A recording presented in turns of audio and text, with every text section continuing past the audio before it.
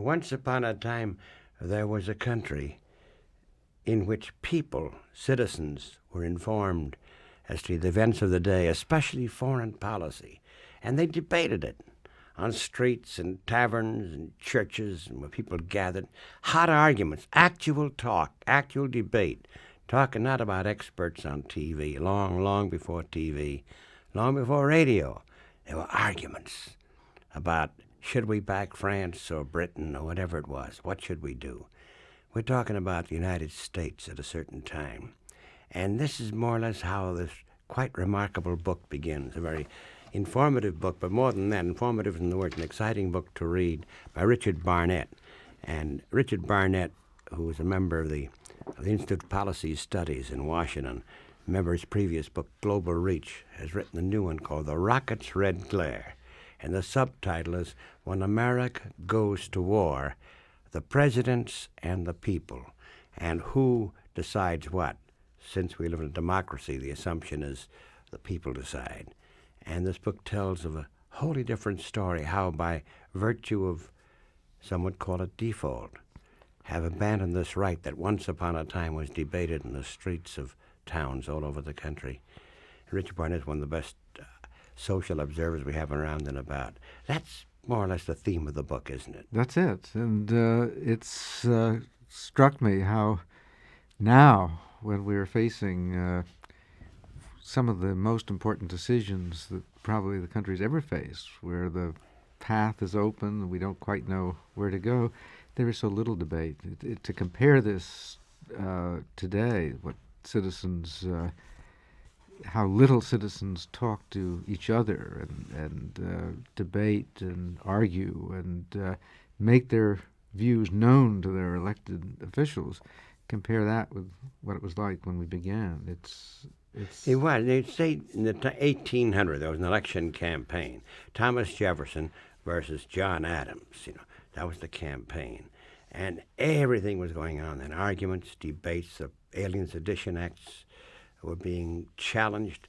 But they were debating, weren't they? Jefferson was called a name, a Jacobin, wasn't he? Right. In those days, the question of the French Revolution, what should be the attitude of Americans to the French Revolution, really dominated our politics. The citizens in Boston would gather, and they took the names of the French Revolution. They called each other citizen and citizeness, and they changed the name of Royal Exchange Alley to Equality Lane.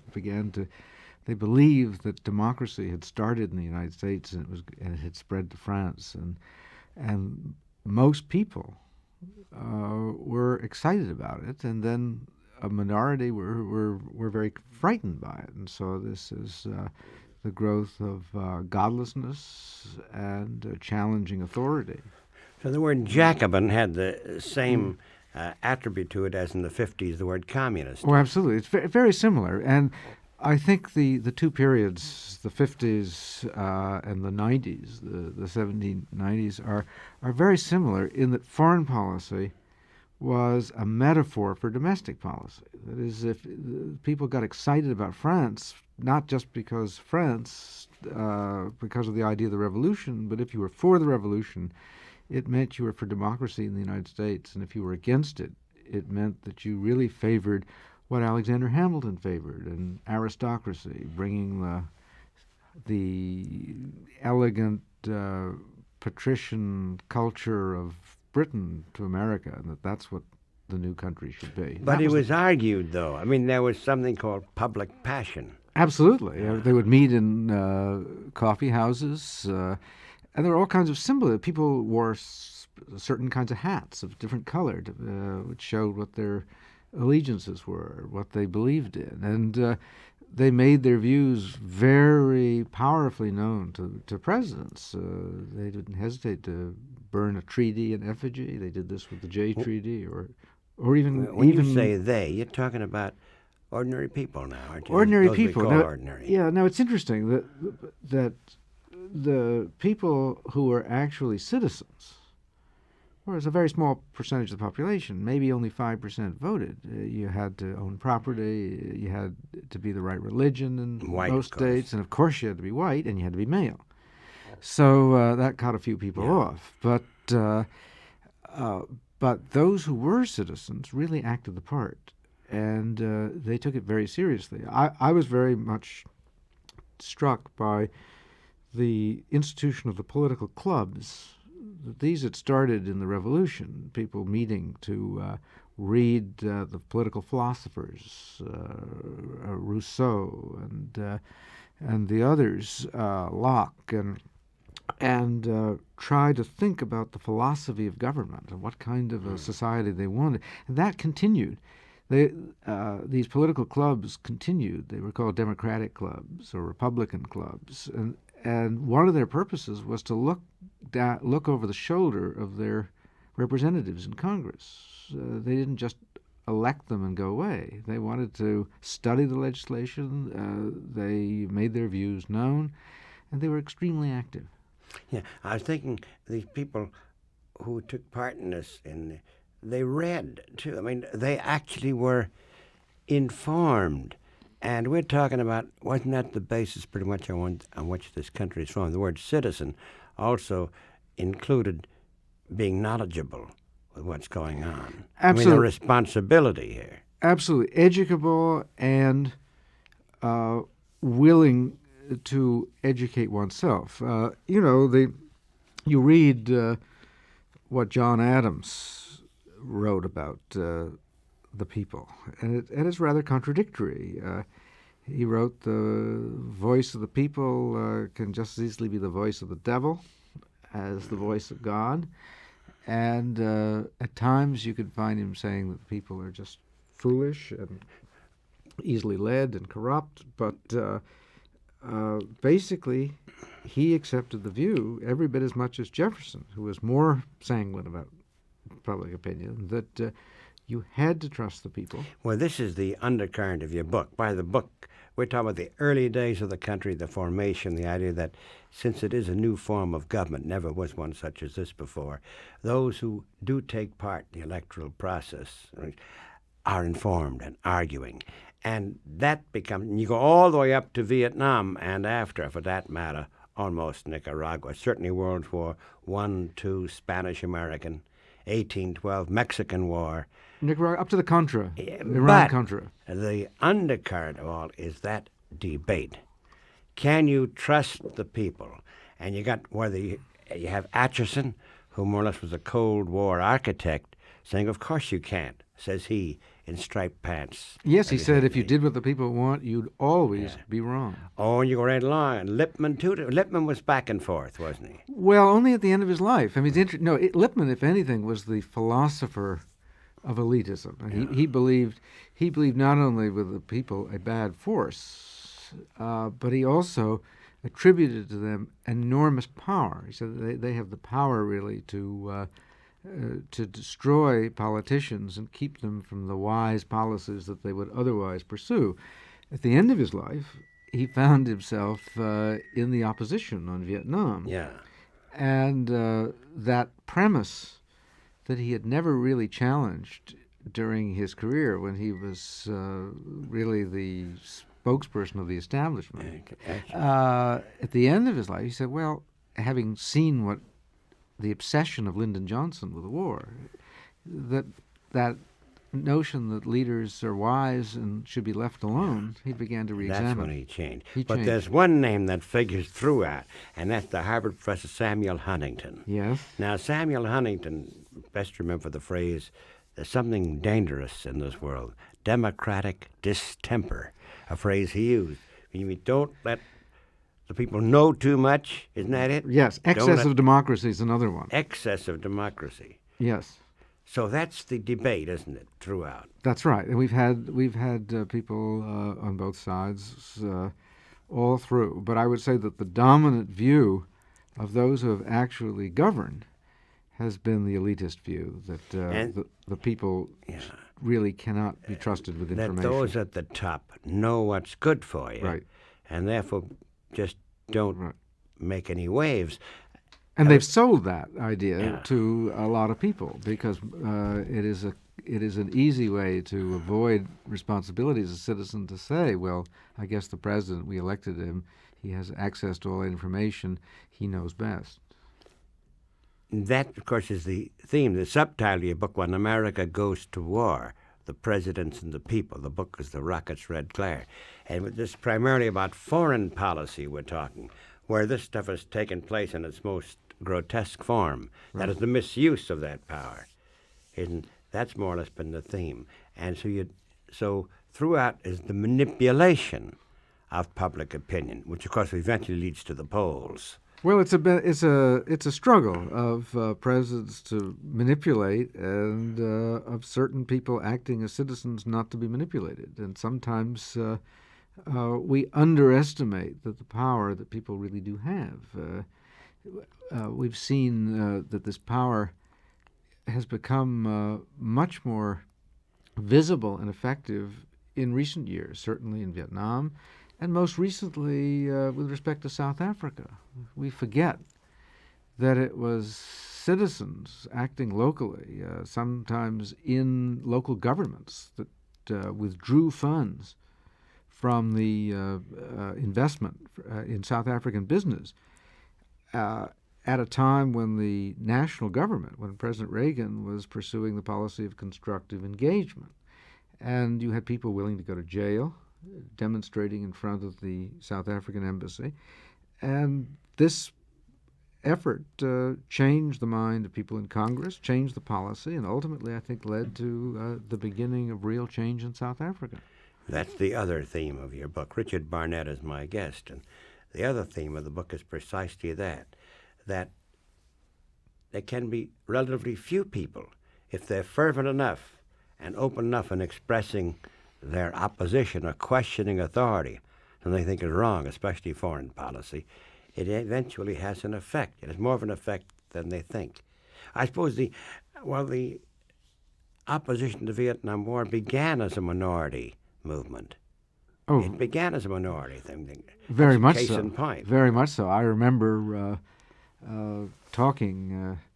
I was invited to a law firm where Abe Fortas worked, and he was at a time when he was the Johnson's closest advisor, and we were asked to come. I was asked to come with my colleague because we were such a rare bird, few people who were against the war. This was very early on, and it was a small number of people who spoke out in campuses and began to use their positions as columnists and to raise the issue. And then gradually, as the reality came through on the television, and the bodies came back, and the claims that the president made that the war was soon going to be over, that it was a war of light against darkness, when all that seemed to be incredible, public opinion began to change. Yeah. So this is the book of Richard Barnet, and we're going to begin. Now we're going to go into the history. The early American, we touched on it in Jefferson's time, and The Rocket's Red Glare is the book. Richard J. Barnet, the author, and Simon & Schuster, the publishers. 1800, the election. It was a tough, rough and tumble campaign because the word Jacobin, meaning called a subversive, tossed around, and they had words for the other guys. And people were charged with sedition, and there was deportation changes, not too different from the end of World War I and the Palmer raids. Again, there are analogies here, aren't there? There are, and in general, after each of our wars, there has been a period of recrimination. Generally, the party that opposed the war, even though the war ends up being unpopular, is punished. The Whigs, the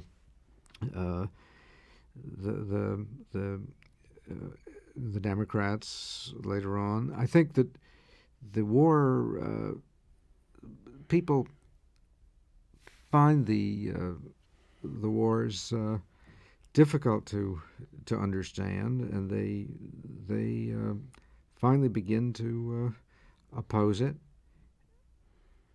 By the way, and that I'll come to that later. You find this more and more public opinion, even though manipulated through the years and switched around, is becoming more and more a factor. Actually, that is becoming more learned. Yes, well, it's becoming more of a political factor, much more important. For most of the first 150 years of the Republic, presidents had an awful lot of latitude because most foreign policy was not perceived to be foreign. This period that we were talking about, the first few years, the time of Washington and Adams and Jefferson, the interest in foreign policy was alive because it wasn't perceived as foreign. The French, the British, the Spanish were sitting right across the rivers. They had forts on American territory, or what we thought should be American territory. And you couldn't think about it as a distant problem. That was domestic policy. It was domestic problem. Yeah. And I think this is increasingly the case, that in the post-war period, whenever the government, particularly on nuclear weapons, did something to bring the threat of nuclear weapons home, that is, we tested in the atmosphere and people found that strontium-90 got into the milk, or they proposed to put anti-ballistic missiles in our cities, making them targets, then people got excited, and actually the policies changed. That became domestic. That became domestic. It's only when the president can talk about it, foreign policy as something very far off, that esoteric, based on secret information, and create the mystique that somehow only the president has the wherewithal to talk about or think about these questions, that people are buffaloed and say, okay. And they give the president plenty of room until he makes some terrible mistake. And then he gets punished, as Truman did for the Korean War, which went on too long, wasn't what he said it was going to be. And, of course, Johnson in Vietnam. I think that ever since the Second World War, because we've been in a state of permanent mobilization, permanent high taxes, this means that you have to constantly go to the people. You have to sell foreign policy to get the taxes, to get the support for what is really a very frightening situation. I mean, I say in the book that we are deploying the nerves of the people as weapons. We were, to convince the Russians, the Soviets, that the president would not be mobbed if he used nuclear weapons. Now, just on that very point, you said because we've been militarily building and building since the Cold War began, since the end of World War II. Suppose we hear the voice of Admiral Jean LaRocque, whom you know. Oh, sure. Very well. Center for Defense Information. He has officers, retired officers in Naval and Army working for him. They have everything. And he makes a comment quite stunning about ourselves, the United States, and wars in which we've been or been part of, and the buildup. And this becomes part of the challenge itself. We have a nation of war veterans. We're unique in the world. We're the only country that's been fighting a war, really, since 1940. The rest of the countries all stopped. We fought through World War II, and then 1950 we fight for 3 more years. Then in Korea, in 1963, we get into Vietnam. We fight there for 10 years. We're a nation of 30 million living veterans, war veterans. Okay, this is interesting. We have been the only, certainly large nation, that has been at war all this time. Others have stopped one time or another. That's right. They've all stopped. The British, this is the first time they've gotten involved. None of them have been involved as we have. So we have built up in our body politic a group of old men, primarily, who look on military service as a very great, noble adventure. It was kind of fun. It was the big excitement in their life, and they'd like to see young people come along and share that excitement. But we are unique. And the other thing is, we've always gone somewhere else to fight our wars. So we've not really learned about the horror of war yet. And it fascinates me. You see, the nation was born sort of fighting. to break away from the American Revolution. Then it doesn't take long, it's about 20 years, we're involved in the War of 1812. Well, that's Jean Larac. But this is not just a pacifist talking. This is a war veteran, one of the heroes of a couple of wars. Right. Talking. No, I think he's absolutely right. The fact that, and I think it explains why Americans tend to shout, hurrahs, and rally around the flag when the war starts, but very quickly lose enthusiasm for the wars when they go on very long, and when they go on longer than, say, a Panama or a Grenada. They don't. They begin to see that there are costs to war. We tend to see war in this country a bit as fantasy because we have not had that terrible experience that so totally transformed I have the a Russians. feeling, before we come to the War of 1812, as you go back to beginnings, and Admiral Larac was mentioning 1812 following the American Revolution, and the most unpopular war till Korea. You mentioned, of course, Yes. Vietnam. But there's one point, you mentioned Panama and Grenada. Now, I can't help but believe that the average American who has a sense of fair play knows that those two are jokes. I mean, he knows that Grenada's Luftwaffe is not going to bomb American cities tomorrow. He knows that Panama is not going to send its great panzer battalions to roughshod over Kansas. They know that. Of course they do. Yeah. But in fact, most of our allies in Europe see those spasms as not evidence of strength but weakness. If in fact the United States can somehow feel standing tall, that was Reagan's expression, if we can somehow stand taller for having clobbered a little island that had no longer had a government functioning, that had been abandoned by Cuba, that had destroyed its own revolution, we can feel confident about that. Or if we can really believe that going after the central casting villain in Panama, we were going to... Our creation, by the way. Absolutely our creation, whose real past was concealed from the American people for a long time.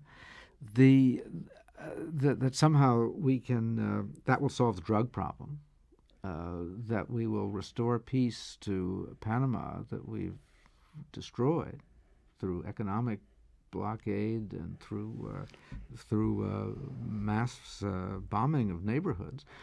I think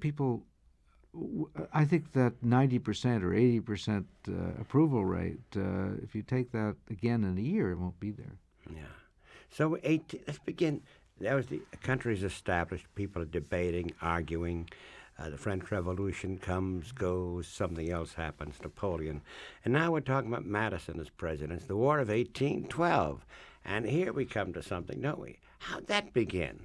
Who decided that? Well, that's a very interesting story because Madison was in many ways one of our most pacific presidents. He had a very good idea. I thought he wrote that if we had a pay-as-you-go policy on wars, that is, if the generation that fights the war has to pay for it and not put it off onto the next generation or the one after that, we'd have fewer wars. And he was concerned trying to keep the peace. But the British were impressing our sailors. It became a political issue. And we had the election of the so-called war hawks in Congress. But most historians now believe that Madison had control of that decision. He wasn't forced into war. The people who wanted to go to war ultimately were the leaders, including Thomas Jefferson, who believed that this was the occasion. First, you had to teach the British a lesson, or they would never leave us alone. And also we could pick up Canada, which is something that people very much wanted. Well, it turned out to be very unpopular. In Massachusetts and other New England states, they lowered the flag to half-mast, the funeral bells tolled, and they didn't get anything like the recruits for the army that everybody was counting on. Congressmen who voted for the war were hooted on the streets and hooted at. And it was a very badly managed war. And of course, we resulted in the most humiliating defeat. The British burned the White House and the Capitol, and the president had to flee. But the war in Europe ended. Napoleon was defeated, and gradually we made a negotiated settlement, which did not accomplish the objectives for which the United States ostensibly went to war. That is, the British continued to, didn't promise not to impress our Now we troops. come to manipulation of public opinion one way or another. See, since the People's House didn't want that war, it happened. And now we come to Jackson as in, the populist Jackson, 1815, the Battle of New Orleans, and he's a war hero. But now newspapers are now coming into being too popular, and this guy had them. Yes, well, his whole entry into power was based on a string of newspapers, and he actually had his own newspaper that he ran out of the White House. His kitchen cabinet was made up mostly of newspaper men. The big war in his administration is not usually thought of as one of our wars. It was the wholesale removal of the Indians from Georgia. Tears. The Trail of Tears. And because of the convention of thinking of foreign policy as something out of the continental limits, we forget about the Indian Wars and the treatment of the Indians. I got interested in this because here I wondered why it was. I think this is the darkest single chapter in our history. I don't know of anything worse. Simply to pick up people who were living peacefully and very successfully as farmers in Georgia, doing exactly what Washington, Adams, Jefferson wanted them to do: be Yeoman farmers. Be yeoman farmers. To pick them up at gunpoint and march them to the other side of the Mississippi. About a quarter of them died. Why did public opinion support this? Here was the time of the beginning of the abolitionist movement. And so I was interested in how he did it, and it's a story of complicity of people who once were the friends of the Indians, for political purposes, lending themselves to a propaganda campaign. The man who was the head of the Indian Bureau and known as the best friend of the Indians was when Jackson came in, he decided that he had to make peace with Jackson, and basically spearheaded the campaign to convince the country that this was the right thing to do and the necessary thing to do. And he did it by organizing the churches. The churches the churches, particularly in New England, were the center of opposition to on moral grounds and humanitarian grounds, and they developed a rival organization for the uplifting of the Aborigines. Yes, boy. And it was supported on government contracts. They used money from the Indian Bureau, which was supposed to be for educating the Indians, to subsidize propaganda for their removal. It's funny, Jackson, the great populist, doing what he did, being honored for it too. You see, except not among young Indians today. You ought to hear them on the subject of Andrew Jackson. I can believe it. Oh boy, Well, they know their history very well, and so. But not enough of us do. No, and it's interesting that even though some who may have been abolitionists who wanted slavery ended, went along for the ride. Absolutely. The ride being a good deal of land, of course, naturally. Well, I think that's the main reason. I think that slavery as an institution was already economically outmoded, whereas that land people wanted. We're also talking about public opinion now being really manipulated now to a great extent. this is what your book's about, too. You mean in the present? Yeah, I mean, then and coming Yes. along. Oh, absolutely. That was a clear case of manipulation because public opinion was originally for it. Jackson had been elected with a substantial support of church people, particularly in those states where there was strong opposition to this crime against the Indians. Yeah.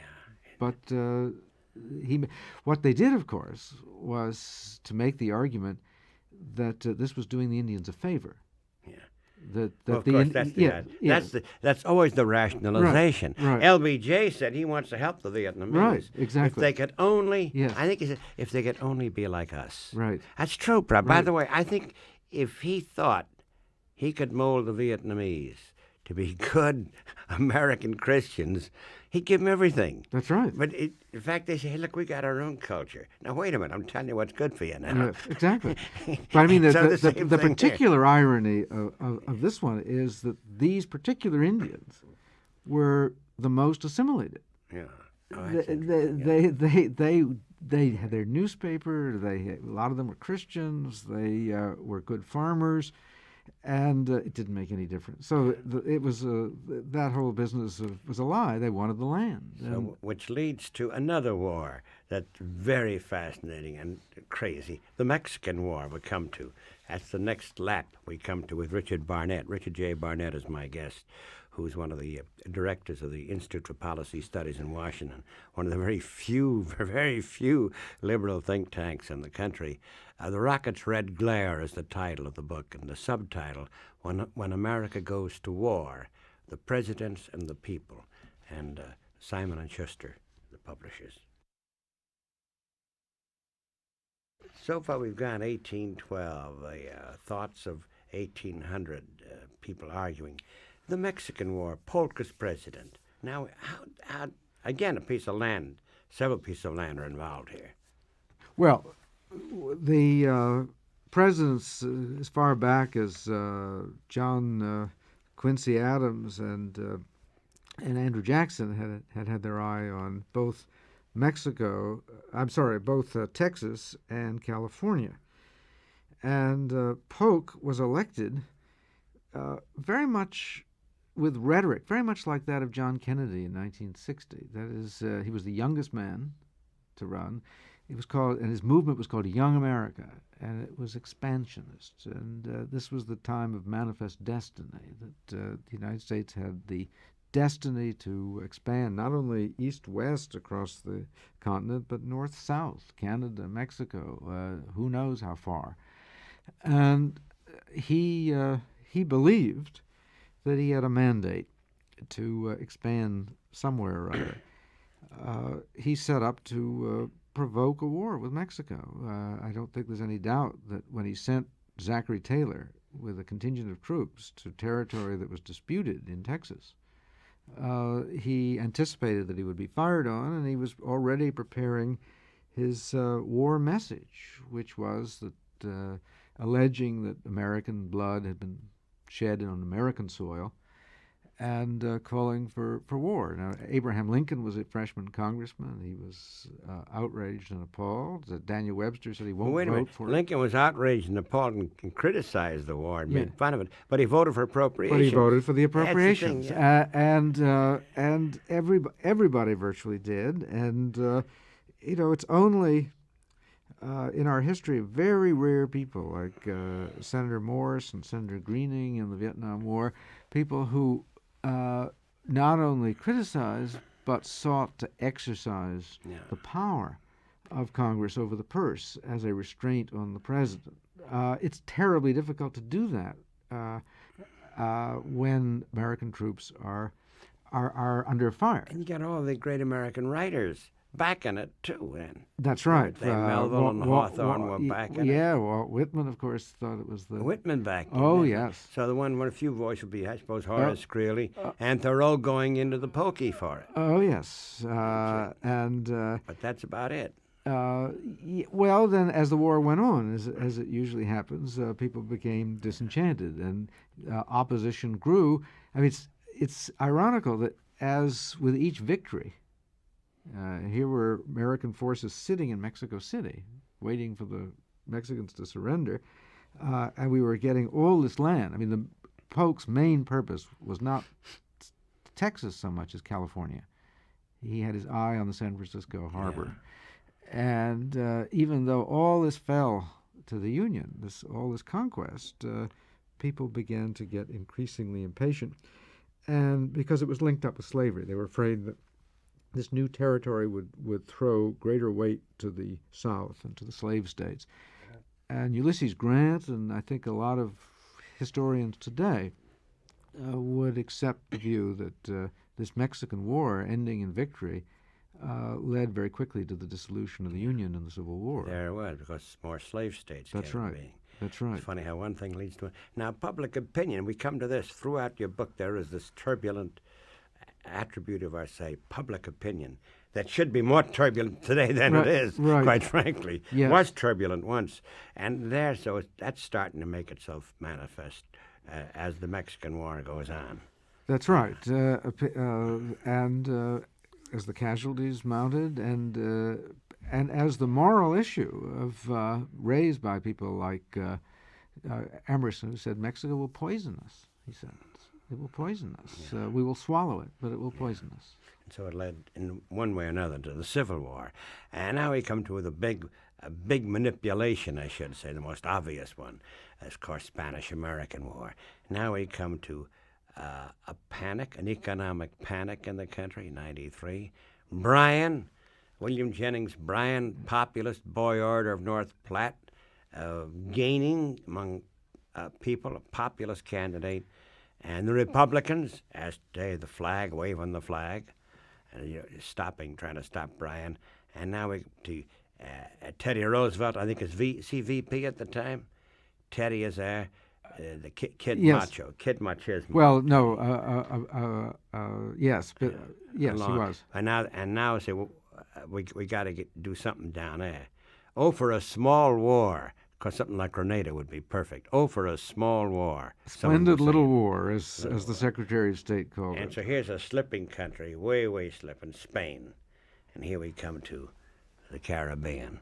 Yes, it was a time, of course, when the European countries were in a mad race for colonies. In the 80s, they met and carved up Africa.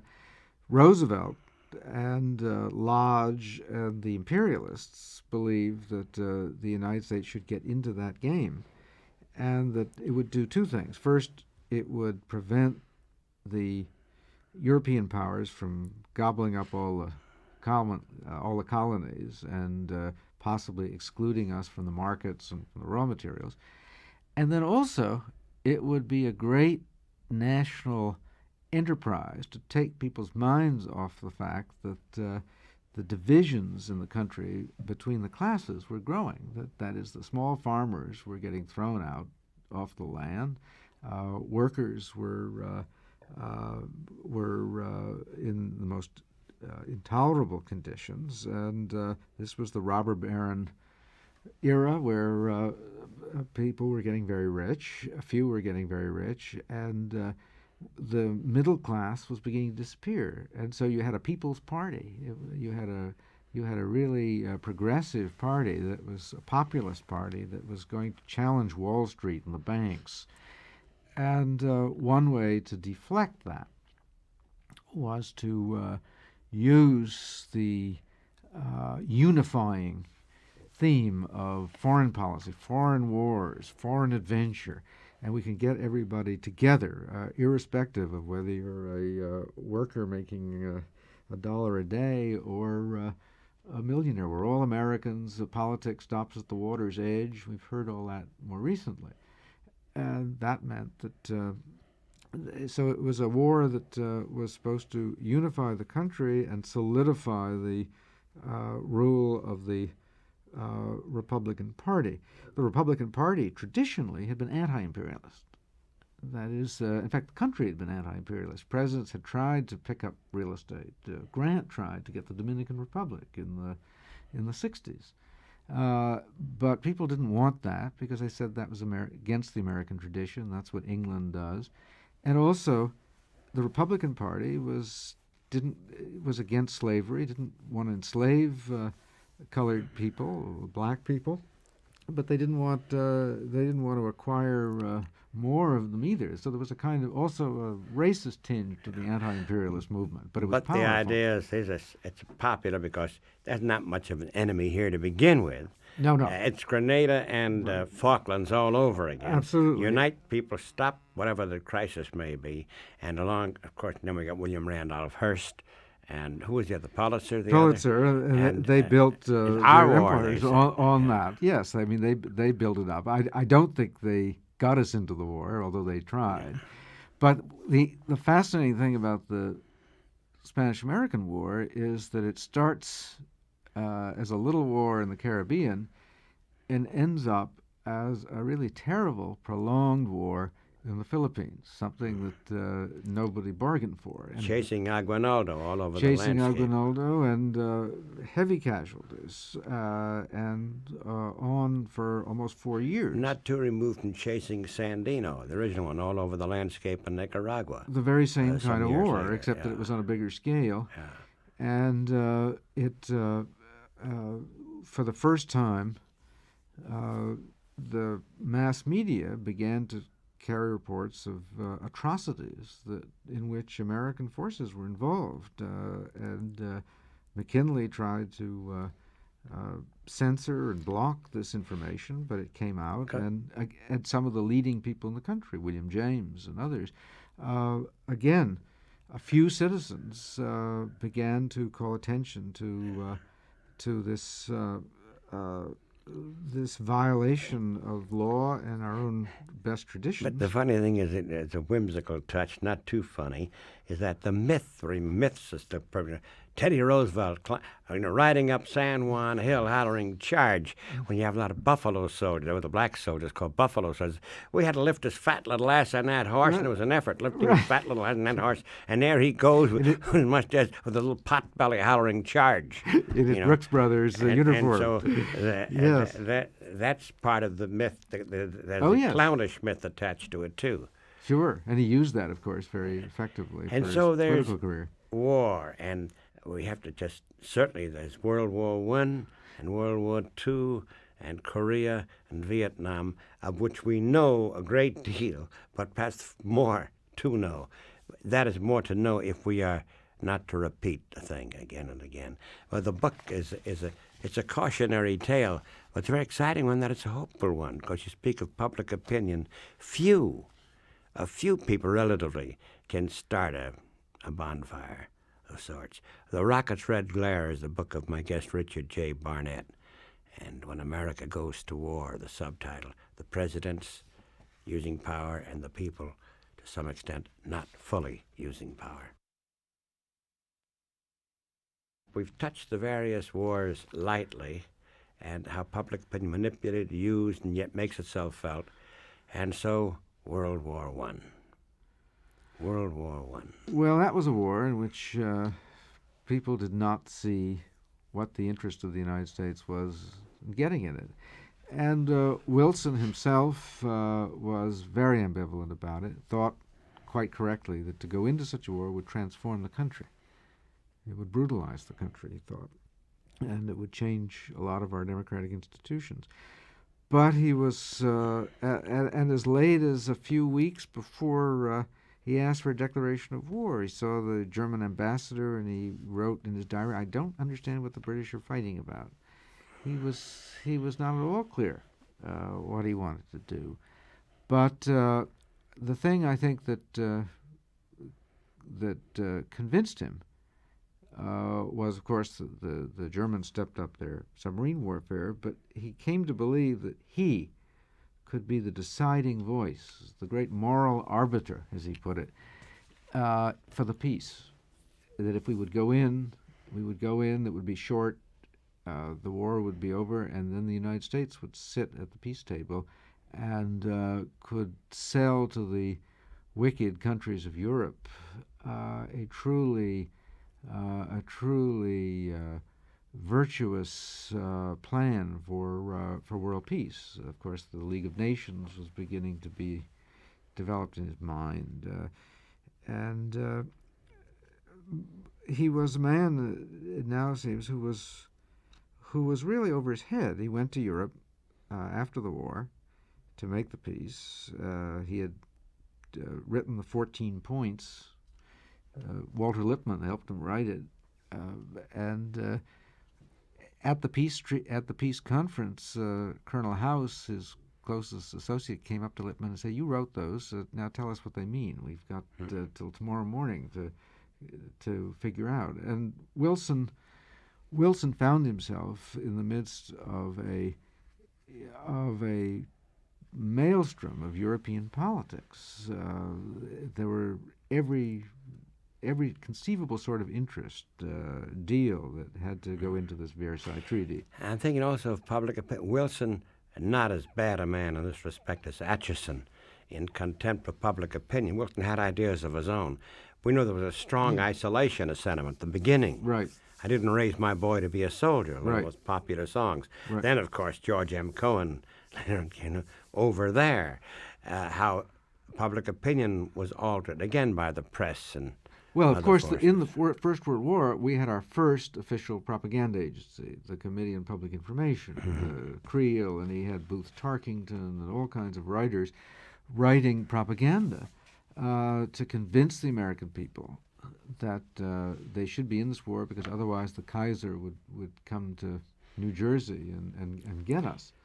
And that overselling of the public really backfired in the 20s and really reinforced isolationism, reinforced the view of cynicism among the American people that government By the way, lied. just as you say that, you were showing how at the end of each war, and particularly one that turns out to be unpopular, the ones who were criticizing it now became the victims of something of a kind of hunt that followed.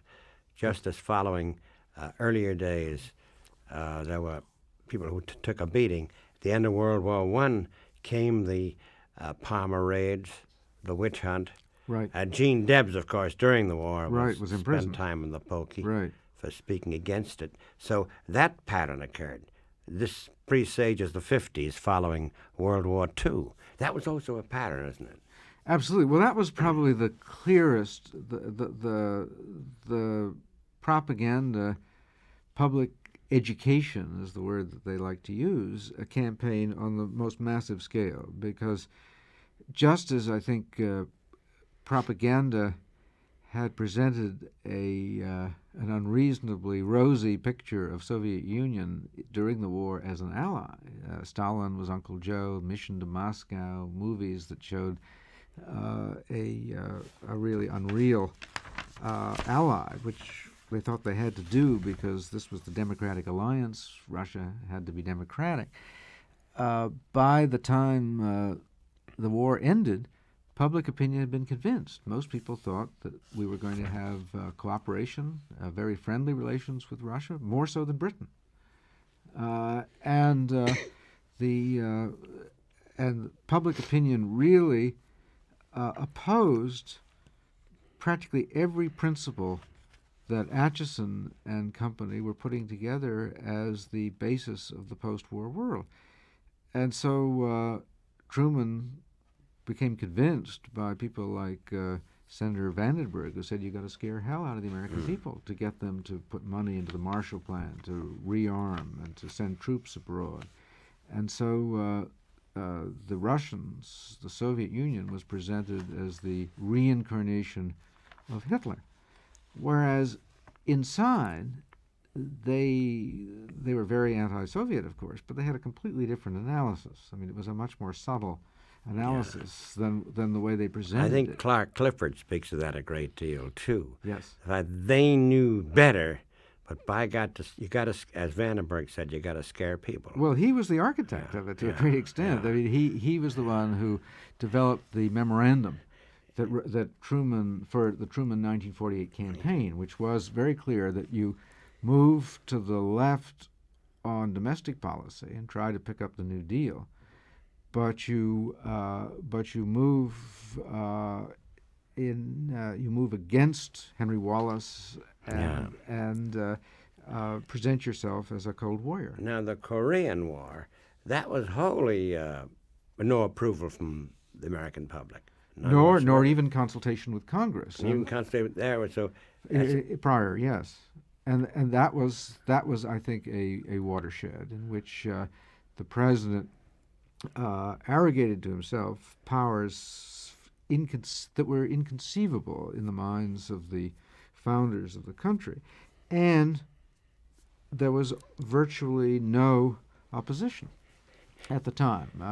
Senator Taft and a few other people raised questions, but basically, it wasn't until the war went badly that people began to oppose as it. you say that, we're just touching on the book of Richard Barnet, The Rocket's Red Glare, America's Foreign Policy, and the President and the public opinion. He said there's hardly any opposition. We come to this moment. We know that Adlai Stevenson very often, post-World War II, post-Korea, Cuba, the enlightened man Stevenson was defending and saying there would be no attack Bay of Pigs. Of course not. He was funny and witty and brilliant at the United Nations, humiliating the Cuban emissary, so we're going to be attacked. And the next day, the custard pie flies right in his puss. Right. And Adlai Stevenson's a clown in a Mack-Sennett comedy. He wipes the custard pie off his face. Instead of indignantly saying, I resign, being loyal opposition, I go along. And he smiles that weak sister smile. And so we have, It's again, we misguided come to patriotism. today, don't we? It's misguided patriotism. You think that you have to play the game, be a good soldier, and that's exactly the image, being part of a military organization in which you salute the commander-in-chief, whatever he does. But that's exactly the opposite of what a democracy is. So we go way back now to the beginning, when you had all those arguments in those taverns, in the streets, and in those town meetings. Wait a minute, President on that, Congress on that. Let's talk about it. Right. And so that's the switch. Now, do you see something happening now? I hope so. Because this is a moment unique in our history where I think we have more possibilities for peace and for rebuilding our country, for going after the neglected domestic society, our economy, that we've ignored for so many years because of the military expenditures. I think the moment is open for that, and that we're going to have to do it. If we don't do it, I think this country is going to be headed for very, very dark times. I don't see it happening yet. I'm just amazed that we're at a moment where everything is open. There are new choices. Our number one enemy is no more. Yeah, our number one enemy, our number two enemy is no more, and we do not have coming from the opposition. I can understand maybe why the president in office takes a cautious position. I can't understand why people aren't coming forward articulating new vision. What is this country going to make? What is our relationship? Here we are. We're heading down towards a very serious confrontation with Japan over trade. But the basic issue is that we have let our industry go. We're not in a position. Why is it that American cars and air conditioners have twice the defects of Japanese? Why don't we have an education system in which our people can work and compete? Why don't we have? Why do we have slums and homeless in our country that no other industrial country has? And where is the plan? And we have a $4.5 trillion, $5 trillion economy. Why are there not people in political life who are coming forward with plans, ideas, and passion and conviction that will lead the country to a different vision and a different future? This is a challenge, in a sense, put forth by your book. Richard J. Barnet is my guest, and The Rocket's Red Glare is the book. Simon Schuster, the publishers, and it's a beauty. And I thank you very much. Thank you very much, Studs.